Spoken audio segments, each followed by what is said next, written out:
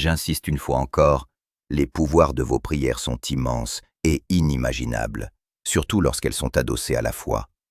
C'est pourquoi mon fils Jésus disait, « Si vous aviez de la foi comme un grain de sénévé, vous diriez à cette montagne, « Transporte-toi d'ici là », et elle se transporterait.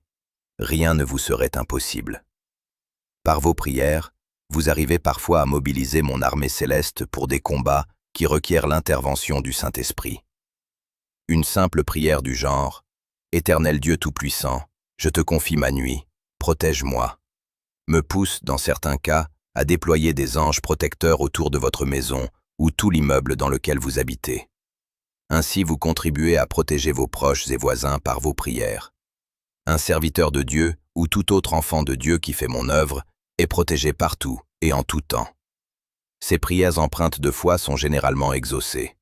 Lors de ces déplacements, il lui suffit de dire « Seigneur, je te confie ma route » pour que les entités lumineuses forment de puissantes haies protectrices le long de son chemin.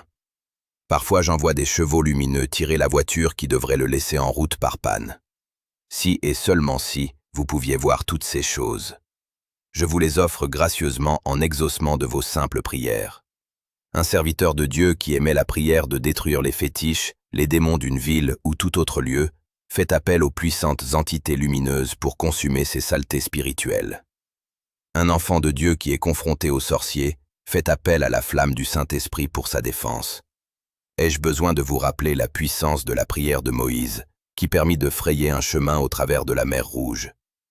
N'est-ce pas par la prière que David réussit à vaincre Goliath? Anne fit preuve de foi et de persévérance lorsqu'elle m'adressait ses prières. En fin de compte, je l'exauçai, puis elle enfanta après de longues années de patience. La puissance des prières du prophète Élie fit tomber le feu de l'Éternel, etc. L'exemple de la résurrection de Jonas témoigne d'une autre dimension de la prière. Ce dernier mourut dans le ventre du poisson qui l'avala à cause de sa désobéissance à faire la mission que je lui confiais. Même dans sa situation de trépassé, Jonas reconnut son tort, puis me pria dans l'âme durant des jours. Je l'exauçai par ma miséricorde à cause de la sincérité de ses prières. De ce fait, j'ordonnai au poisson de le vomir, puis il revint à la vie. Cet exemple montre qu'une personne décédée peut valablement m'adresser une prière que j'exauce, car le mort de la terre est un vivant dans l'au-delà.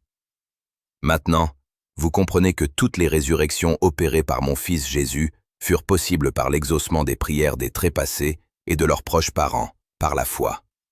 Il en est de même lorsque vous dormez. Dans votre sommeil, il arrive que vous m'adressiez des prières que j'exauce. Ainsi, une personne qui est pourchassée par des sorciers en rêve peut m'adresser des prières pour recevoir le secours du Saint-Esprit. En fin de compte, mort ou vivant, en rêve comme éveillé, vous pouvez m'adresser des prières que je prends en compte, car la prière n'est pas uniquement liée à la terre. Elle existe dans toute la création.